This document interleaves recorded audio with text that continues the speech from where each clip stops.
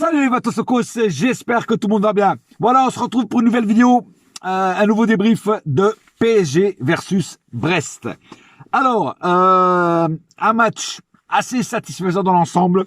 J'ai aimé la première mi-temps. La première mi-temps, je trouvais qu'on était pas mal. On faisait bien circuler la balle. On avait la possession du ballon. Voilà, donc on a maîtrisé la première mi-temps, on va dire ça comme ça. Par contre, la deuxième mi-temps, j'ai trouvé ça un peu moins, j'ai trouvé un peu moins bonne, sauf les dernières 10-15 minutes où on s'est réveillé en fin de match et où il y a eu aussi les changements faits par Pochettino. Sinon, les 30 premières minutes, 35 premières minutes, c'était quand même assez laborieux et il n'y avait pas vraiment de fond de jeu et ça m'a déplu. Et bon, heureusement qu'on s'est réveillé à 10-15 minutes de la fin et qu'on a marqué les deux autres buts, parce que 1-0, je trouvais ça très faible comme score contre une équipe de Brest qui n'a rien proposé, donc on aurait pu en enfiler beaucoup plus. Et donc j'étais quand il y avait 1-0, j'étais un petit peu déçu. Après il y a les 10-15 dernières minutes, voilà, on s'est réveillé avec les changements qui ont été positifs, qui ont été très bons, voilà. Et donc une bonne gérance du coach Pochettino. J'étais aussi à préciser quelque chose que j'avais dit sur mon dernier débrief, où j'avais dit que j'avais été déçu de pas voir le touch Pochettino, et certains me sont tombés dessus en me disant, oh, comment tu veux voir le touch Pochettino si ça fait qu'un match qui fait. Alors quand j'ai dit le touch, bien sûr, je m'attendais pas à qu'il bouleverse tout d'un coup. Tu vois, c'est ça, c'est vous qui m'avez mal compris en fait. Moi, ce que je veux dire par le touch, je voulais voir un tout petit 5% de changement dans le match, 5% de quelque chose de Pochettino. Et malheureusement, j'ai rien vu de Pochettino. J'ai vu que du Tuchel encore. Tu vois ce que je veux dire? Donc c'est pour ça que j'avais dit que j'ai été déçu de ne pas avoir vu un petit peu de touch, un petit peu de patte Pochettino sur le match, sur le dernier match. Voilà, c'est ça en fait que je voulais dire. Certains m'ont mal compris, d'autres m'ont compris. Mais en tout cas aujourd'hui ça a été beaucoup mieux. En tout cas on joue déjà plus offensivement que défensivement. Bon, après ce n'est que des équipes de Ligue 1. Moi j'attends de voir ça plutôt en Ligue des Champions, voir ce que ça donne. Bon, ce soir pas de Neymar encore. Bon, dans un sens, laissons-le au repos et laissons-le bien récupérer pour qu'il nous revienne bien en forme. Par contre, il y a le retour d'Icardi, mais je vais y revenir. Hein. Je vais vous dire si je suis content de la prestation d'Icardi, le peu de temps qu'il a joué ou pas. Donc voilà, donc un match maîtrisé dans l'ensemble, et voilà, ça fait plaisir. Voilà, à part quelques joueurs qui ont continué encore une fois à déconner et qui ont été un petit peu transparents, les autres ont assuré la baraque à frites, et ça c'est bien. Mais comme je dis toujours, c'est toujours les mêmes qui mouillent et qui assurent le match, et toujours les mêmes qui n'assurent pas et qui font la merde. Voilà. Mais bon, vous allez voir. Bon. On va passer du cas par cas, parce qu'il n'y a pas vraiment grand chose à dire sur ce match, hein, à part qu'il a été maîtrisé en première mi-temps et dans les dernières 15 minutes de la deuxième. Voilà. Alors, donc on va commencer par Navas, le cas par cas. Alors, Navas, c'est le roi. Navas, c'est l'empereur. Navas, c'est un dieu vivant, c'est le dieu des gardiens, frère. Encore une fois, je remercie Dieu d'avoir un gardien comme Navas. Encore ce soir, il nous a prouvé qu'il était un grand gardien. Toutes les ballons qu'il nous a sauvés, frère. Ça aurait été un autre gardien qu'on avait avant, hein, et vous savez très bien de qui je veux parler. Franchement, on serait pris plein la gueule, frère. Hein, on aurait peut-être même perdu le match. Et ce soir encore, il a été époustouflant. Il a été brillant. En tout cas, moi, je dis franchement, Navas, pour moi, c'est un diamant brut, c'est un diamant pur. C'est une émeraude, c'est un saphir. C'est le plus gros diamant du monde, c'est le plus cher diamant du monde. Voilà, je sais pas, putain de lumière là qui se casse la gueule. Désolé. Je sais pas, c'est le diamant qu'il y a dans le film des Corneaux là, je sais plus comment il s'appelle, le diamant dans le film. Enfin bref, en tout cas, c'est vraiment un super gardien. Voilà, et on peut être que content de l'avoir, parce que il nous sauve beaucoup de buts et beaucoup de défaites. Donc encore une fois, Navas au top. Dagba, ça va, il a fait son petit match Pas plus, pas moins. Voilà.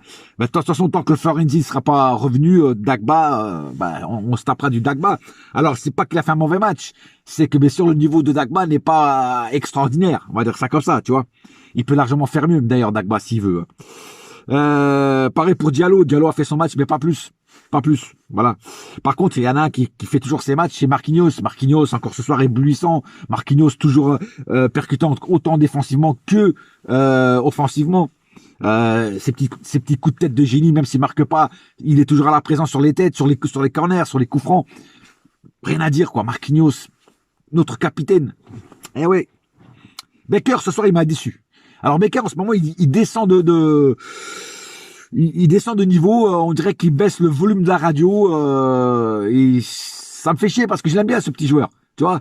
Et en ce moment, il est pas au top, frère. Il a pas le niveau qu'il avait avant. Tu vois ce que je veux dire? Donc j'espère que c'est qu'un mauvais passage, c'est qu'un passage à vide et qui va nous ramener et qui va nous revenir de mieux en mieux, quoi. Parce que pour l'instant, franchement, le dernier match c'est celui-là, je l'ai pas trouvé au top. Et puis les centres, c'est pas ça, frère. Hein. Il va falloir que tu t'entraînes à l'entraînement à faire des centres parce que tes centres ils sont un petit peu pourris. Hein. Verratti, encore ce soir. Époustouflant, un Verratti percutant, un Verratti dribbleur, un Verratti mais dribbleur dans le bon sens, un Verratti dribbleur mais qu'on n'arrive pas à lui piquer la balle. Tu vois, c'est un truc de fou. On dirait que la balle lui colle au pied.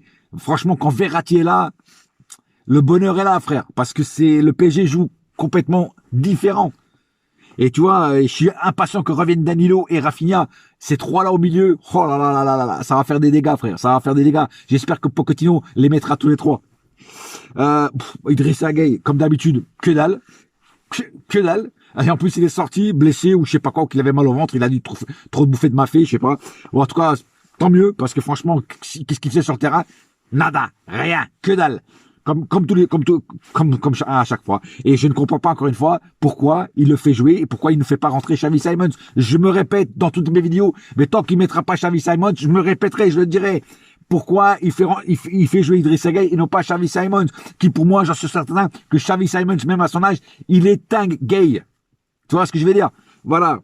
Herrera, pareil, Herrera, qu'est-ce qu'il fait là, frère? Encore ce soir, il a pas fait grand-chose. Qu'est-ce qu'il fait au Paris Saint-Germain, ce joueur? Oh non, franchement, j'en peux plus. Ces deux joueurs-là, j'en peux plus, frère. J'en peux plus. Tant qu'il y aura ce milieu, moi, j'en pourrai plus, quoi. Di Maria, pareil, ce soir. Très moyen, très moyen. Mais qu'est-ce qu'il perdait comme ballon, Di Maria? C'est un truc de fou. Il voulait en faire trop aussi ce soir. Et puis en fait, il a fait que de la merde, ou pratiquement que de la merde. Non, putain, Di Maria, le niveau en ce moment de Di Maria très faible. Et je sais pas, il y a un truc quand même qui me chipote là, qui me chagrine là, qui me turlupine, c'est que c'est tous les joueurs qui ont pas encore renouvelé leur contrat qui merdent. Vous voyez ce que je veux dire? Les joueurs qui sont en instance de renouveler leur contrat, hein, qui n'ont pas encore renouvelé, c'est eux qui sont pas au niveau, c'est eux qui sont pas au top, et c'est eux qui jouent mal. C'est quand même bizarre, hein. Et Di Maria en fait partie. Voilà. Mbappé, pareil, Mbappé ce soir encore une fois catastrophique, dribble de trop, pas percutant, il marque pas encore ce soir. Qu'est-ce que je voulais que je vous dise sur Mbappé en ce moment, je crois que tout le monde le dit. Je reçois plein de messages qui disent Mbappé, faut même plus que tu en parles parce qu'en fait Mbappé a déjà la tête au Real, et c'est vrai. Enfin, qu'il soit au Real ou qu'il soit à City ou à Liverpool, je sais pas où il veut aller. Mais Mbappé, s'il te plaît, pars. Sans déconner. Parce que là, ce que tu fais là, c'est pas ton niveau. C'est pas ton niveau. Ah non, c'est pas le niveau que t'avais quand t'es arrivé à Paris. Mais non. Et puis voilà, puis tu veux faire comme Neymar. Tu veux te neymariser. Tu fais la plus grosse erreur de ta vie. Joue le football que tu jouais avant. C'est ça, ton vrai football. C'est pas de ressembler à Neymar. Arrête de faire du papier collé, frère. Enfin bref. Keane. Comme d'habitude, il marque son petit but. Et Keane, comme d'habitude, il est performant, il est percutant. Au contraire de Mbappé, voilà, Keane, il est là, il mouille le maillot. C'est un gosse de 20 ans. Voilà, il a à peu près le même âge que Mbappé, mais sauf que lui, il est percutant. Lui, il sait se placer. Lui, il sait marquer. Lui, il fait des trucs. Voilà. Voilà, quelque chose que Mbappé a oublié de le faire. Je crois que Mbappé n'a plus de mémoire. Il sait plus jouer au football, on dirait pratiquement. C'est un truc de fou. Hein. Très bonne rentrée de Sarabia. Sarabia, très bonne rentrée. marque son petit but. Ça faisait longtemps qu'il n'avait pas marqué de but, Sarabia. Et franchement, Sarabia, il est bon quand il joue que 10 minutes ou 15 minutes. Parce que quand il est titulaire, il est moins bon.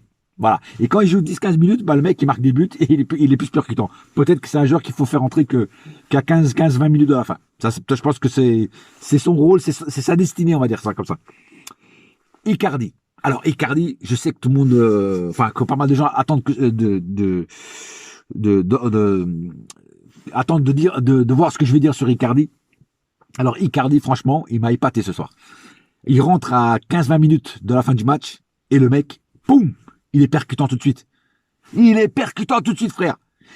Il n'a pas joué pendant je sais pas combien de matchs. Qu'est-ce qu'il fait? Il joue pendant 15-20 minutes. Il met un but, il fait une passe D. Qu'est-ce que tu demandes le peuple? Qu'est-ce que tu veux de mieux? Qu'est-ce que tu veux de mieux? Il a fait taire les bouches qui disaient qu'il était trop gros, qu'il était ceci, qu'il était cela. Le mec, il arrive, pim, et en plus, il prouve et il dit, attention, vous m'avez éliminé trop vite. Keane n'a pas encore pris ma place. Je suis encore là. Je suis vivant. Voilà. Quand vous parlez de Keane, Moïse Keane, oui, il est bon. Mais moi aussi, je suis bon et je suis là et je l'ai prouvé ce soir. Je rentre, je marque et je fais une passe D. Voilà. Donc, je ne peux qu'applaudir Icardi parce qu'Icardi, ce soir, il a été... Voilà, 5 étoiles au guide Michelin, le peu de temps qu'il a joué. Regardez, Icardi rentre en 20 minutes, il met un but, il met une passe D. Mbappé, il joue tout le match, il fait rien. Cherchez l'erreur. Hein? Après, vous voulez dire que je suis méchant avec Mbappé. Mais non, je suis pas méchant, je suis réaliste. Je vois ce qu'il y a sur le terrain. Je vois que Mbappé, lui, il fait que des conneries. Et Icardi, en 10, 15, 20 minutes, il marque un but et il fait une passe D, frère. Voilà ce que j'appelle des serial killers. Voilà ce que j'appelle des bons joueurs. Et Mbappé, il s'est perdu dans le désert. Alors, je ne dis pas qu'un jour, il peut revenir au top. Et j'espère pour lui. Tu vois, parce que ça serait du gâchis. Mais pour l'instant, Mbappé, c'est pas ça. Moi, Mbappé, je serais Pochettino, je le laisserais sur le banc pendant quelques matchs pour lui faire les pieds. Pour qu'il comprenne qu'il faut qu'il fasse attention et qu'il joue plus en équipe que de voir ses stats. Voilà. Moi, je le dis franchement. Mbappé, je le laisse sur le banc. Et je mets un autre joueur. Voilà. Comme ça lui fera les pieds. Et peut-être que ça ferait réfléchir un petit peu, quoi. Tu vois ce que je veux dire? Voilà. Bon, en tout cas, très bonne entrée de Icardi. Bravo à toi, Icardi. T'as fait taire toutes les mauvaises choses qu'on a pu dire sur toi. Et voilà. Donc, un petit match contrôlé. 3-0. Que demande le peuple? Du côté de Lyon, ça a fait 2-2, je crois. Bon, voilà. Lyon ne lâche rien. Hein. Ils perdaient 2-0. Ils sont remontés à 2-2 hein, quand même. Hein. Marseille a fait 0-0 à Dijon. Ils sont un petit peu pataugés dans la moutarde. Et c'est tant mieux. Et puis voilà. Il n'y a pas plus à dire. Donc, j'espère que le match vous a plu, que ce débrief vous a plu. On se retrouve bientôt pour de nouvelles aventures. Prochain match du Paris Saint-Germain, c'est contre Marseille pour le trophée des champions. Voilà, et j'espère qu'on va leur remettre une dérouille. Sur ce, bonne soirée à tous et n'oubliez pas une chose, un seul cœur, un seul club, c'est Paris ma gueule, yes my friend, et la saga continue. Et je rajouterai, quand les Parisiens chantent, la province tremble. Yes! Bouya!